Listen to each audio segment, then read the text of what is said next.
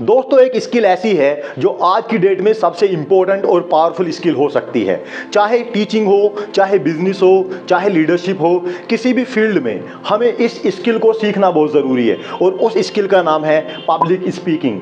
चाहे वो कोई भी स्किल हो या पब्लिक स्पीकिंग हो, आज मैं आपको 4 टिप्स देने वाला हूं। अगर आप उनको फॉलो करेंगे, रियल लाइफ में अप्लाई करेंगे तो रिजल्ट पॉजिटिव होगा और आप उसमें कहीं ना कहीं ग्रो करना शुरू कर देंगे। सबसे पहला पॉइंट, सबसे पहली टिप ये है, start with a strong and persistent desire. हमारे अंदर जो सीखने की इच्छा है उस चीज़ को, वो स्ट्रॉन्ग हो और वो परसिस्टेंट हो।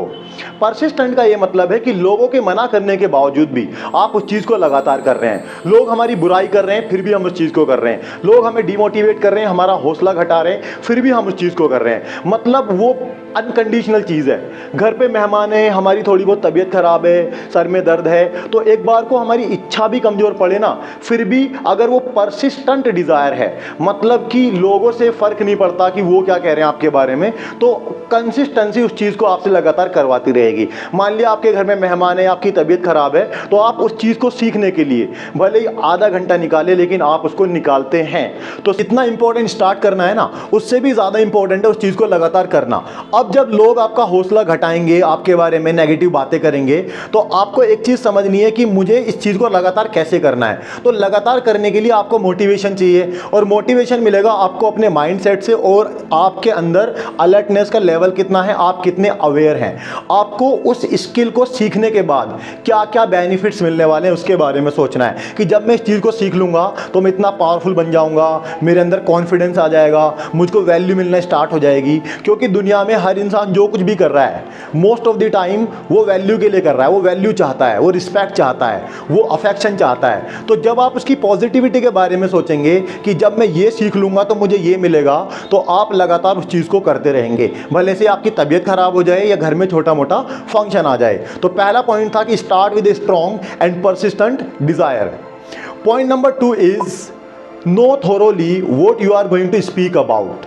पहले आप इस बारे में डिटेल में जान लें कि आप किस बारे में बात करने वाले हैं। अगर आप रैंडमली स्टेज पर जाते हैं तो होगा क्या कि आप जो है बात तो कर पाएंगे, बट इफेक्टिवली बात करना और ऑडियंस को इम्प्रेस करना और ऑडियंस सुन के आपको अच्छा महसूस करें, ये सब आप तब कर पाएंगे जब आप अपने फील्ड के बारे में डिटेल में स्टडी करके जाएंगे।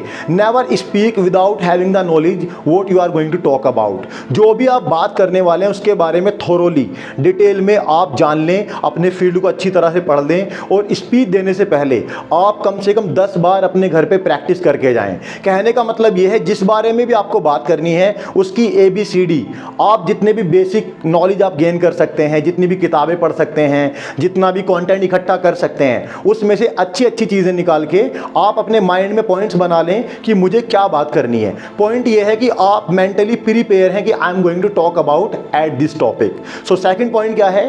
No thoroughly what you are going to speak about. And third point is act confident. देखिए, कोई भी इंसान जो काम करता है उसके मन में डर आता है, क्योंकि कहीं ना कहीं ये चीज़ रहती है, अगर हार गया तो, या अगर मेरी स्पीच खराब हो गई तो। लेकिन नेगेटिविटी आना एक नेचुरल सी चीज़ है। उससे पहले हमको क्या करना है? Act confident. आपको कॉन्फिडेंटली एक्ट करना है, अपनी बॉडी को स्ट्रेट करना है और आपको बिल्कुल ऐसे बिहेव करना है कि मैं ये काम पहले कर चुका हूँ। क्योंकि अगर आपको डर लग रहा है बोलने से पहले, तो इस बात को ऑडियंस नहीं जानते, सिर्फ आप जानते हैं। तो आपको ऑडियंस को ये महसूस ही नहीं होने देना है कि आपको डर लग रहा है। अगर आप बिल्कुल रैंडमली बात करेंगे तो ये बिल्कुल ऐसे होगा कि a blind person leading a blind person. So act confident. आपने ये बात सुनी होगी, fake it then make it. तो पहले आप उस चीज़ की प्रैक्टिस करिए लगातार, ताकि आपके अंदर कॉन्फिडेंस बूस्टअप हो जाए परफॉर्म करने से पहले ही, और आप उसके बारे में अच्छा सोचिए कि मैं जो है अच्छा परफॉर्म करने वाला हूँ। आप अपने माइंडसेट को पॉजिटिव करिए, और स्टेज पर जाने के बाद आप चाहे एक्ट करें, आप अपनी बॉडी को स्ट्रेट कर लें और कॉन्फिडेंटली बात करें। ऐसा नहीं है कि आप ऐसे हो जाएं और जो है ऑडियंस को आप मैसेज दे दें कि मैं ऑलरेडी डरा हुआ हूं। तो थर्ड पॉइंट क्या था? Act confident. And the fourth point, the most important point is practice, practice and practice. जितनी ज़्यादा प्रैक्टिस करेंगे उतने ही ज़्यादा इंप्रूवमेंट होने वाला है। क्योंकि आपने ये बात सुनी होगी कि अगर आपको स्विमिंग सीखनी है तो आप स्विमिंग की किताबें पढ़ लें, या आप स्विमिंग की वीडियोस देख लें, या आप स्विमिंग की ऑडियो सुन लें। जब तक आप पानी में एंटर नहीं करेंगे स्विमिंग आपको नहीं आएगी। अब यहाँ पे एक इंपॉर्टेंट चीज़ ये है, प्रैक्टिस इज़ नॉट सफिशेंट। क्योंकि आपने सुना होगा practice makes a man perfect.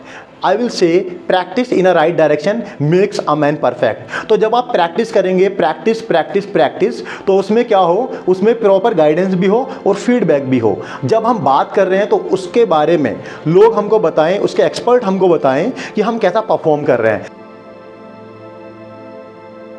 आपको एक बात तो ये बिल्कुल नहीं सोचनी है कि मैं कैसा परफॉर्म कर रहा हूँ। आपको ना ग्रामेटिकल मिस्टेक्स पे नहीं जाना। फर्स्टली आपको प्रैक्टिस करनी है, एटलीस्ट आपको फ्लुएंट हो जाना है बोलने के मामले में। कुछ लोग क्या गलती करते हैं, इंग्लिश का ऑपरेशन करते हैं कि यार ग्रामर क्या लगेगी यहाँ पे क्या सेंटेंस आएगा। एटलीस्ट आप बोलना स्टार्ट करिए। तो अगर हम इन 4 टिप्स को यूज़ करेंगे तो 100% कुछ ना कुछ फ़ायदा होगा। तो सबसे पहला पॉइंट ये था, start with a strong and persistent desire. दूसरा पॉइंट था, know thoroughly what you are going to speak about. Third point था, एक्ट कॉन्फिडेंट। और फोर्थ पॉइंट था, प्रैक्टिस प्रैक्टिस एंड प्रैक्टिस।